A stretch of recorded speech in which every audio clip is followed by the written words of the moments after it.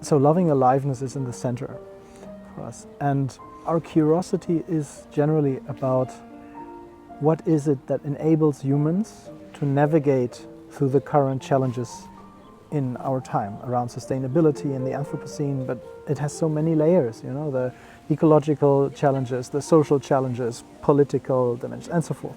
Somehow everything is connected, and from a systemic perspective, I feel it's about the quality of relationships in systems, so to say. And aliveness for me is one key quality of those relationships. An intention for me is to witness the beauty of the group unfold, so to say. I feel so much joy when I see how new relationships between people from very different backgrounds happen, and something meaningful happens for the people. They understand something about themselves through the other, or they develop ideas together that I think, oh, that's something worth pursuing together. In that sense, I care about those, you could say, fruits of the process. And at the same time, I have no goal of like, it should be this or that, or I want it to be that particular outcome. Loving aliveness to me means loving aliveness. Cry for happiness or to cry for sadness, and to smile at someone that you like, and to be angry at someone you dislike, and to hug someone you really love, you cherish. Yeah, just like the rain. Yeah, it drops when it's ready, when it's heavy enough to drop into the ground. And that's aliveness. I think it starts to mean everything, like more and more every day. Being grounded in my body so that I can listen to others and be receptive. Living in the moment and being happy with my choices and with where I am right now. So, being full of joy and enthusiasm and connected with the beings around me. Embracing and openness. Be real. Is to first recognize that I am, because if I don't know I am, I would not be able to recognize that I'm also alive. Showing up as our full self, feeling brave and courageous, and at the same time soft and fluid. Loving aliveness, I guess. It means not being dead. It means not being a zombie. It means not walking through life without reflection. It's not the way our society is right now. Yeah, to me it was easier to say what it's not, because that's what I'm surrounded with right now. I'm trying to give people encouragement to think positively, to work for a positive future, but also, of course, the present. You know, you don't have to wait till tomorrow. You can be alive right now, and then that can be your starting point. So, yeah, I think our society is a lot more oppressive than people think, and I think you have to take initiative to truly be alive and co-create. I felt very much alive while we did the flow game, because it was combining searching for meaning and curiosity and playfulness. So that I really appreciate this combination, and it suits me. I was very grateful to come to the core of what people are looking at right now, and have a co-creative situation to help each other going forward, to define the question more or to let aspects out. You can separate aliveness from questioning. Where questions died or do not come up, there is no life.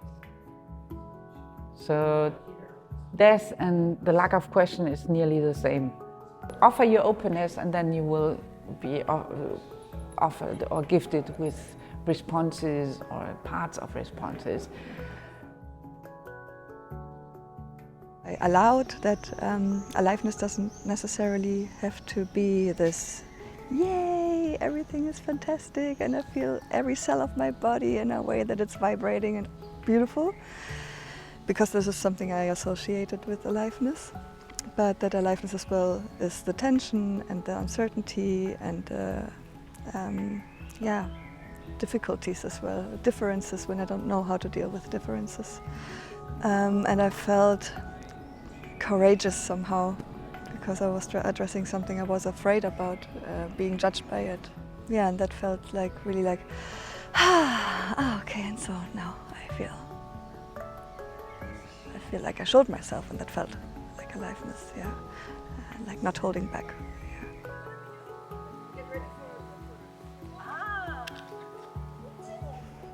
I guess I wasn't expecting that we would end up having a grief circle here, and yet it was very meaningful, because I think it's, you know, as several people said in the circle, it's really necessary to have places where we can be with our grief. Joy is not the opposite of grief. Joy is not the opposite of sadness. Joy is not the opposite of fear. Joy is the feeling of aliveness when we're in touch and able to make room for all of our deep feelings. Feeling really alive means it's an experience we all know. You know, we can basically say this, and somebody who ever felt it will relate and will know how it feels. So it's an intense presence of being which has a positive undertone. So it is good, and it's very difficult to describe in terms which are not experiential, and that means it is something basic and something profound. And the interesting thing is that we, in this civilization, we somehow get lost and don't feel alive. So many people don't feel alive, and I mean, I know what this means, and it's very interesting because it's so easy to feel alive. That's what we do.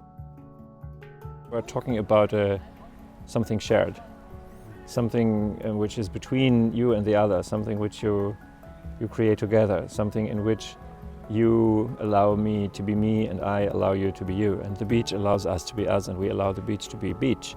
So, you know, that's very profound. So aliveness is something which you don't have it alone. You have it as being a life-giving part of reality.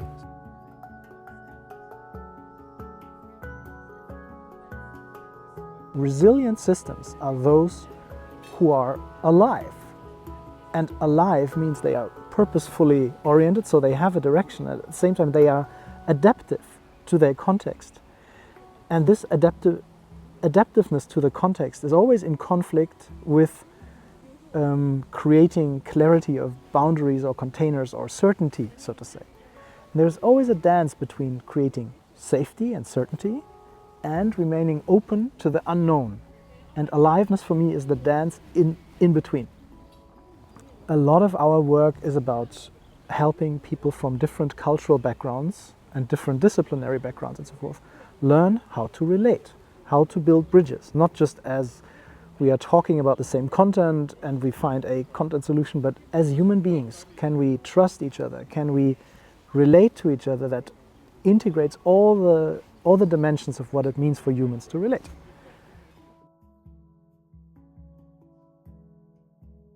In this group, all the people are different. There's a new opportunity of creating a new way of interaction.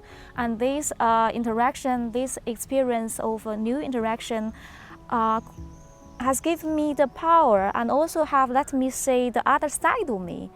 I could see that, wow, what I have shared could be so valuable to others. I could say that, I have been seen by someone else. I feel so beautiful to be seen. Then take this new experience in my heart. I think when I go back to my normal life, I would draw this as a source of power and then bring something new to my interaction with others in a different way. Maybe it will not be so dramatic, drastic, but slightly, entirely, with time going on, change little bit by bit. I'm living with a sense of fullness because it's a small group and I really enjoy it, but also going with a lot of things to practice, to understand different cultures and different contexts, and the challenges with intercultural gatherings. That sometimes people speak for you. Like you sense something or you think something and then someone else says it.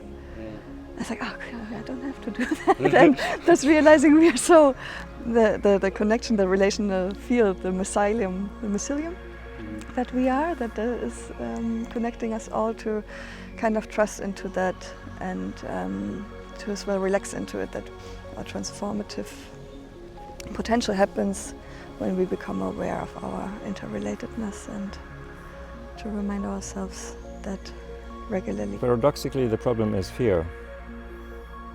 It's the fear of our aliveness. So aliveness is there, aliveness is there because we are it, but we easily just don't want it. We refuse it. We push it away. I felt everyone that was here had something interesting to say that captured my attention.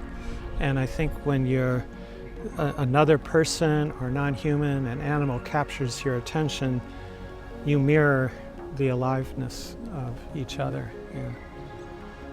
Yeah. Mirror has been kind of a theme of this, and I guess I'm not used to that being a term, but that's created awareness that there's always a relationship with each other, that we're always mirroring what resonates with each other. Like when somebody was touched by another person, it could have been you were just listening and you validated that feeling that they had, or you say something and then you feel validated.